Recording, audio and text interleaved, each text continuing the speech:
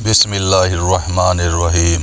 شروع اللہ کے نام سے جو بڑا مہربان اور نہایت رحم کرنے والا ہے۔ یہ دہلی کے ایک پر رونق بازار کا قصہ ہے کہ ہر دن کی طرح اس دن بھی دکانوں سے حاکم محکوم تک بازار میں سکوت طاری ہو گیا۔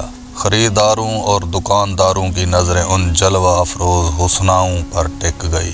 یہ حسینائیں جو بن سنور کر اپنے اپنے بالا خانوں میں عیاش امیر زادوں کو داد عیش دے کر ان کی دولت پر ڈاکے ڈالتی تھی، آج نہا دھو کر بھڑکیلے کپڑے پہن کر ایسے نکھری ہوئی دکھائی دے رہی تھی جیسے شبنم کے قطروں نے گلستان کے رنگ برنگے پھولوں کو دھو ڈالا۔ جب لوگوں کی نظریں ان پر پڑیں تو وہ خرید و فروخت بھول گئے اور بس ان حسیناؤں کو تکتے رہ گئے، مگر آج ان حسیناؤں کو بازار کے لوگوں کی پرواہ نہیں تھی، وہ تو اپنی نائکا کے جشن میں شریک ہونے جا رہی تھی۔ آج رات انہوں نے پازیب پہن کر رقص کرنا تھا اور اپنے فن کا مظاہرہ کرنا تھا۔ چنانچہ یہ اداکارائیں مسلم اور غیر مسلم نوجوانوں کو اپنی اداؤں سے زخمی کرتی ہوئی مدرسہ عزیزیہ کے دروازے سے گزر رہی تھی کہ حضرت شاہ محمد اسماعیل رحمۃ اللہ علیہ کی نظر ان پر پڑ گئی۔ آپ نے جب انہیں بے پردہ دیکھا تو ساتھیوں سے پوچھا، یہ بے پردہ عورتیں کون ہیں؟ ساتھیوں نے عرض کی، حضرت یہ طوائف ہیں اور کسی ناچ رنگ کی محفل میں جا رہی ہیں۔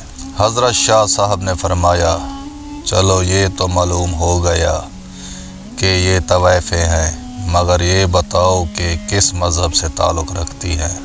ساتھیوں نے جواب دیا، حضرت ہم کیا بتائیں، اگر ان کا کوئی مذہب ہوتا تو یوں بے پردہ نہ گھومتی۔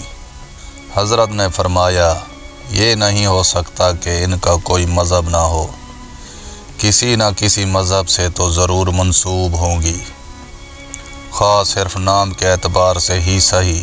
ساتھیوں نے کہا، جناب یہ اسلام کو بدنام کرنے والی ہیں اور بدقسمتی سے خود کو مسلمان کہتی ہیں۔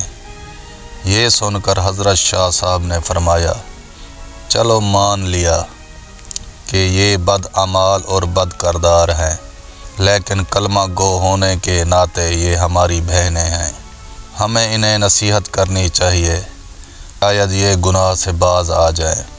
ساتھیوں نے کہا، ان پر نصیحت کا کیا اثر ہوگا، الٹا آپ خود بدنام ہو جائیں گے۔ حضرت نے فرمایا، جو بھی ہو میں اپنا فرض ضرور ادا کروں گا۔ یہ کہہ کر آپ اپنے گھر آئے، درویشانہ لباس پہنا اور اکیلے نائکا کی حویلی کے دروازے پر جا پہنچے۔ آواز دی، اللہ والیو دروازہ کھولو، فقیروں کی صدا سنو۔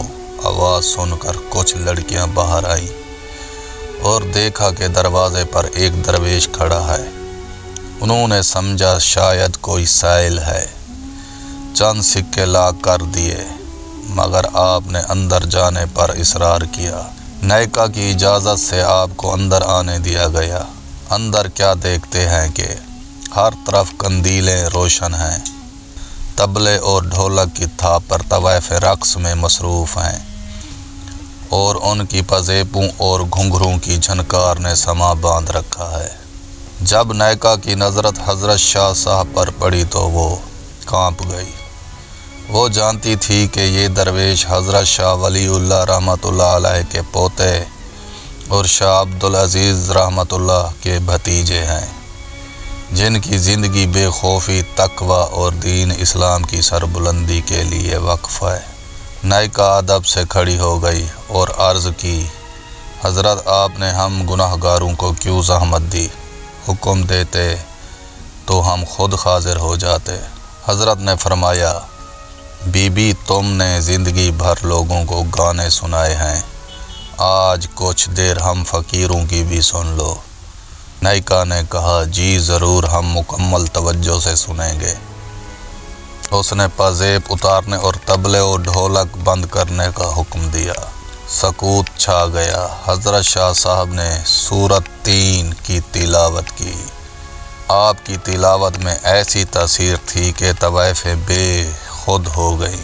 پھر آپ نے ترجمہ کر کے بیان شروع کیا اور انسان کی عظمت اور برتری کو یوں بیان کیا کہ سب زور و قطار رونے لگی۔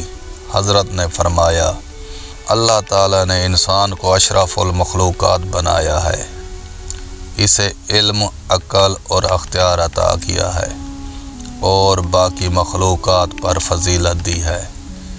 انسان کے لیے زمین و آسمان کی نعمتیں مسخر کی گئی، مگر جب وہ گناہوں میں ڈوب جاتا ہے تو جانوروں سے بدتر ہو جاتا ہے۔ مگر اللہ تعالیٰ کی رحمت بہت وسیع ہے، اگر کوئی بندہ سچے دل سے توبہ کرے تو وہ اس کے تمام گناہ معاف کر دیتا ہے۔ یہ سن کر سب خواتین زور و قطار رونے لگی۔ حضرت شاہ صاحب نے انہیں وضو کرنے اور 2 رکعت نفل ادا کرنے کا حکم دیا۔ جب وہ سجدے میں گری تو حضرت شاہ صاحب نے دعا کے لیے ہاتھ اٹھا دیے۔ یا اللہ، میں نے تیرے حکم کی تعمیل میں انہیں توبہ کی دعوت دی ہے، اگر تو ان کے دلوں کو پاک کر دے اور انہیں بخش دے تو یہ تیرے لیے کچھ مشکل نہیں۔ دعا ختم ہوئی تو وہ سب گناہوں سے تائب ہو چکی تھی۔ جوان عورتوں نے نکاح کر لیے اور عمر رسیدہ خواتین نے محنت مزدوری سے گزر بسر شروع کر دی۔ کہتے ہیں کہ انہی میں سے ایک حسین ترین طوائف موتی کو کسی نے چکی پیستے دیکھ کر کہا، وہ زندگی بہتر تھی جب تم ریشم اور اطلس پہنتی تھی، یہ زندگی بہتر ہے جس میں تمہارے ہاتھوں پر چھالے پڑ گئے۔ موتی نے جواب دیا، اللہ کی قسم، گناہ کی زندگی میں کبھی وہ سکون نہ ملا جو ان چھالوں کی ٹھنڈک میں ہے۔ اللہ تعالی ہمیں بھی توبہ نصیب فرمائے اور قرآن و سنت پر چلنے کی توفیق عطا فرمائے۔ آمین ثم آمین۔